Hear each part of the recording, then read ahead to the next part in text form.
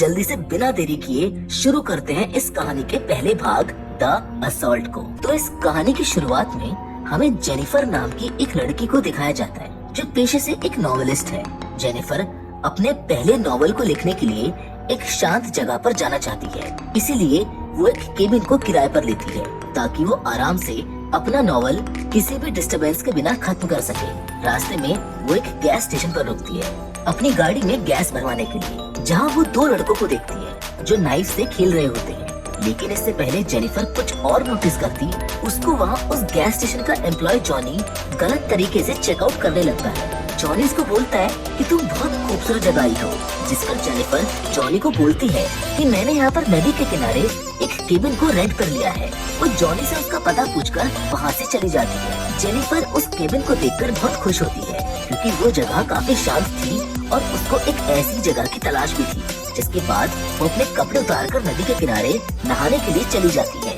वो जगह जेनिफर को काफी सुकून पहुंचा रही थी, इसीलिए वो यहाँ पर आकर काफी खुश थी।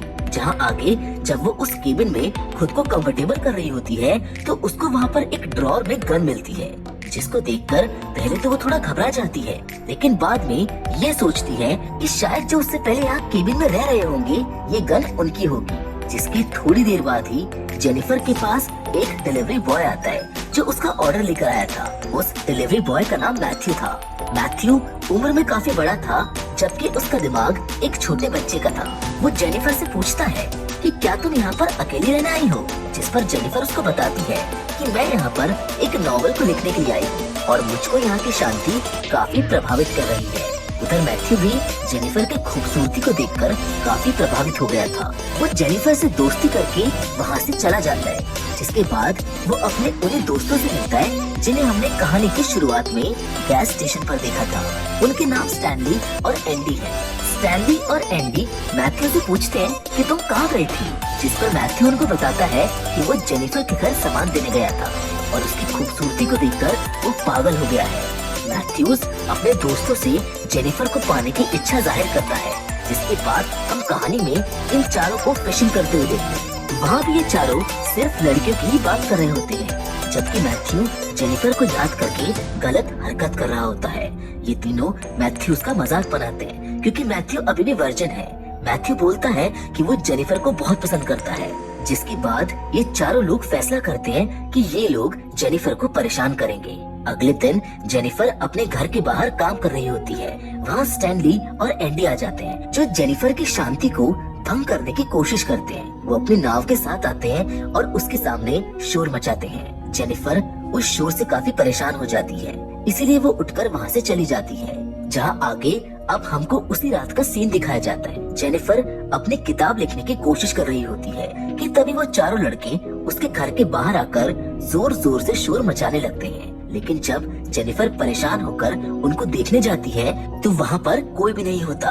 जेनिफर अब उनकी हरकतों से काफी परेशान हो चुकी थी। उसका यहाँ पर आने का सिर्फ एक ही मकसद था कि उसको यहाँ पर शांति से काम करना था, लेकिन उन लड़कों ने उसकी शांति भंग कर दी थी। जिसके नेक्स्ट डे जेनिफर अपने केबिन के बाहर अपने बोट पर रेस्ट कर रही होती है कि तभी वहाँ पर स्टैनली और एंडी आकर उसको परेशान करना शुरू कर देते हैं। और हद तो तब हो जाती है जब स्टैनली उसकी बोट की रस्सी पकड़कर अपनी बोट के पीछे बांध देता है। वो दोनों जेनिफर को घने जंगल में ले जाते हैं। जेनिफर उससे बचकर भागने की कोशिश करती है, लेकिन तभी आगे से उसको जॉनी पकड़ लेता है जो उसको थप्पड़ मारकर घायल कर देता है। जॉनी जेनिफर के सारे कपड़े फाड़ देता है, जिसके बाद वो मैथ्यूज को उसके साथ रेप करने के लिए बोलता है। लेकिन मैथ्यूज जेनिफर की ऐसी हालत को देखकर डर जाता है, पर ये सब देखकर जॉनी उसको डांटना शुरू कर देता है, जिसके बाद वो खुद जेनिफर के साथ गलत हरकत करता है। जेनिफर बहुत दर्द में होती है, जिसे ये सब वहाँ से जाने देते हैं। लेकिन इन चारों का मन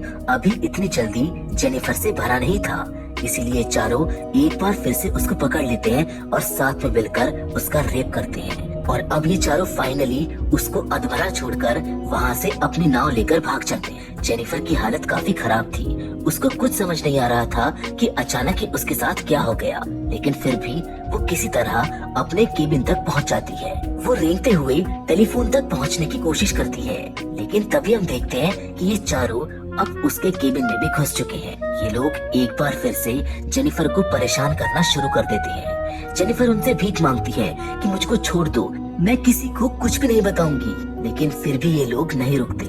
जहाँ जॉनी एक बार फिर से मैथ्यूज को जेनिफर का रेप करने के लिए बोलता है और इस बार मैथ्यूज जॉनी की बात को मान लेता है। वो जेनिफर का रेप करने लगता है, लेकिन उसकी हालत और उसके चेहरे को देखकर मैथ्यूज को उसके ऊपर दया आ जाती है।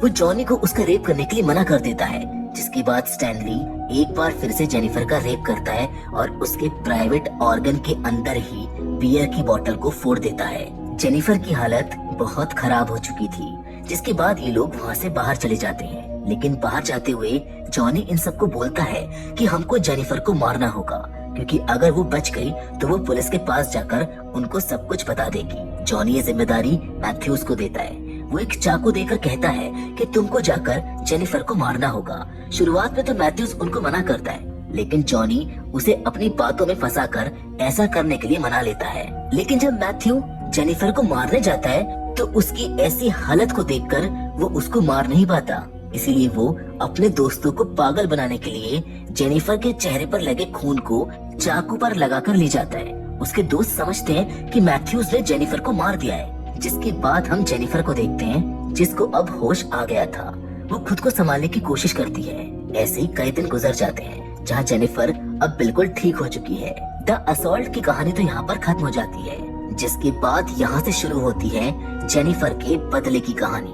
जेनिफर बदले की आग में झुलस रही होती है, लेकिन फिर भी वो अपना मूड और खुद को डाइवर्ट करने के लिए अपनी किताब की कहानी को आगे लिखना कंटिन्यू करती है। उधर हम एक बार में इन चारों को देखते हैं जो जेनिफर के बारे में बात कर रही थी। जॉनी इन सबको बताता है कि हमको जेनिफर की बॉडी को कहीं छुपाना होगा, क्योंकि अब तक तो वो सड़ना शुरू हो गई होगी। अगर किसी को उसके बारे में पता चल गया तो हम फंस सकते हैं। वो लोग मैथ्यूज से पूछते हैं कि तुमने जेनिफर को कैसे मारा था, जिस पर मैथ्यूज बोलता है कि उसने चाकू को उसके सीने में घुसाकर उसको मार दिया था। जॉनी एक बार फिर से मैथ्यूज को ये जिम्मेदारी देता है। वो बोलता है कि तुमको वापस जेनिफर के घर जाना होगा, लेकिन इस बार मैथ्यूज उनको वहाँ जाने से मना कर देता है। जिसके बाद जॉनी एंडी और स्टैनली को जेनिफर के घर भेजता है, जहाँ जाकर वो दोनों जेनिफर को जिंदा देखकर हैरान हो जाते हैं। वो दोनों समझ जाते हैं कि मैथ्यूज ने उनसे झूठ बोला था कि उसने जेनिफर को मार दिया है। इसके लिए तीनों मिलकर मैथ्यूज को खूब मारते हैं। वो जानते थे कि मैथ्यूज की इस गलती की वजह से वो जेल जा सकते हैं। जिसके नेक्स्ट सीन में हम जेनिफर को एक चर्च में देखते हैं, जो भगवान से माफी मांग रही होती है। जेनिफर बोलती है कि अब मैं जो भी आगे करने जा रही हूँ उसके लिए मुझको माफ कर देना। जिसके बाद जेनिफर गैस स्टेशन पर जाकर जॉनी के ऊपर नजर रखने लगती है, जहाँ पर उसको मालूम होता है कि जॉनी शादीशुदा है, जिसके 2 बच्चे हैं। फिर वो मैथ्यूज पर नजर रखने के लिए जाती है, जहाँ पर वो देखती है कि मैथ्यूज तो कई सामान को डिलीवर करने जा रहा है, जिसको देखकर उसको एक आइडिया आता है। वो मैथ्यू के स्टोर में फोन करके कुछ सामान ऑर्डर करती है, और जब मैथ्यू को ये पता चलता है कि उसे सामान जेनिफर के घर पर डिलीवर करना है तो वो डर जाता है। वो अपनी सुरक्षा के लिए वहाँ पर रखे एक चाकू को लेकर जेनिफर के घर चला जाता है, और जब वो जेनिफर के घर पहुँचता है तो वो देखता है कि जेनिफर गार्डन में उसका इंतजार कर रही है। जेनिफर उसको अपने पास बुलाती है, लेकिन मैथ्यूज उसके पास जाने से इनकार कर देता है। जेनिफर उसको बोलती है कि मैं तुमको पसंद करती हूँ, तुम मेरे पास आ सकते हो। वो उसको सिड्यूस करने की कोशिश कर रही होती है। मैथ्यू जेनिफर को बताता है कि मैंने उन तीनों से दोस्ती तोड़ दी है। जिसके बाद वो जेनिफर के पास चला जाता है। जेनिफर उसको बोलती है कि तुम मेरे साथ जो करना चाहते हो वो कर सकते हो। मैथ्यूज ये सुनकर खुश हो जाता है, लेकिन जैसे वो कुछ करने की कोशिश करता है, जेनिफर उसके गले में एक फंदा डालकर उसको पेड़ से लटका देती है। वो मैथ्यू को मार डालती है। वो उसकी साइकिल और उसकी डेड बॉडी को नदी में फेंक देती है। जिसके बाद वो उसके स्टोर में कॉल करके ये बोलती है कि उसका सामान अभी तक उसके पास नहीं पहुंचा है। जिधर नेक्स्ट सीन में हम अब जेनिफर को जॉनी के गैस स्टेशन पर देखते हैं, जो जॉनी को सिड्यूस करने की कोशिश कर रही होती है। जेनिफर जॉनी को अपने साथ चलने के लिए मजबूर कर लेती है। जॉनी भी ये सोचता है कि शायद जेनिफर को उस दिन मजा आया होगा, इसीलिए ये दोनों वहाँ से दूर एक सुनसान जंगल की तरफ चले जाते हैं, जहाँ मौका देखकर जेनिफर जॉनी के ऊपर गन तान देती है। वो उसे कपड़े उतारने के लिए बोलती है। जॉनी उसको बहलाने की कोशिश करता है कि तुम बहुत सुंदर हो और तुम्हारी सुंदरता की वजह से मैं खुद को रोक नहीं पाया था। वो कैसे न कैसे करके जेनिफर से गन नीचे करवा लेता है। जिसके बाद जेनिफर वापस से उसको अपने केबिन में ले जाती है, जहाँ पर वो दोनों साथ में नहा रहे होते हैं। जेनिफर उससे पूछती है कि तुम शादीशुदा हो, फिर भी तुमने मेरे साथ ऐसा क्यों किया? जिस पर जॉनी कहता है कि ये हम मर्दों की फितरत है और तुम हो भी कितनी खूबसूरत, तुम्हें देखकर तो कोई भी बहक सकता है। जॉनी ये सब जेनिफर को बता ही रहा होता है कि तभी जेनिफर मौका पाकर वहीं पड़े एक चाकू से जॉनी के प्राइवेट पार्ट को काट देती है, जिसके बाद वो बाहर आकर वॉशरूम को लॉक करती है और उसके बाहर आकर बैठ जाती है। जॉनी अंदर वॉशरूम में तड़पता रहता है, जिसके थोड़ी देर बाद ही उसकी मौत हो जाती है। इधर स्टैनली और एंडी अपने दोनों दोस्तों के गायब होने से परेशान थे। वो समझ जाते हैं कि हो ना हो, लेकिन उनके गायब होने के पीछे जेनिफर का ही हाथ है। इसीलिए वो दोनों जेनिफर को मारने के लिए उसके केबिन की तरफ चले जाते हैं। स्टैनली जेनिफर को मारने के लिए एक प्लान बनाता है। वो एंडी को बीच में उतारकर जंगल में छुपने को कहता है, जबकि वो खुद अपनी बोट को लेकर जेनिफर के पास चला जाता है। लेकिन जेनिफर भी बहुत चालाक थी। वो स्टैनली को वही बोट पर किस करके सेड्यूस करने की कोशिश करती है, जिसके बाद एक बार फिर से मौका पाकर वो स्टैनली को बोट से नीचे नदी में धक्का दे देती है। वो बोट से उसको मारने की कोशिश करती है, जिसको देखकर एंडी भी एक कुल्हाड़ी लेकर उसको मारने आता है। लेकिन जेनिफर उसकी कुल्हाड़ी को छीनकर उसे ही उस कुल्हाड़ी से मार डालती है। उधर स्टैनली अभी भी जिंदा होता है, जो जेनिफर से अपनी जिंदगी की भीख मांगता है, लेकिन उसका पाप माफ करने लायक नहीं था, इसीलिए जेनिफर उसको भी मार डालती है। जेनिफर ने अपने चारों गुनहगारों को सजा दे दी थी। उसका बदला यहाँ पर पूरा हो गया था।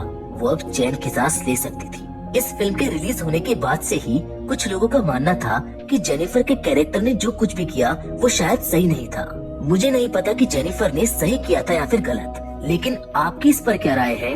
आप हमको कमेंट करके जरूर बताइएगा। मुझे आपके कमेंट का इंतजार रहेगा।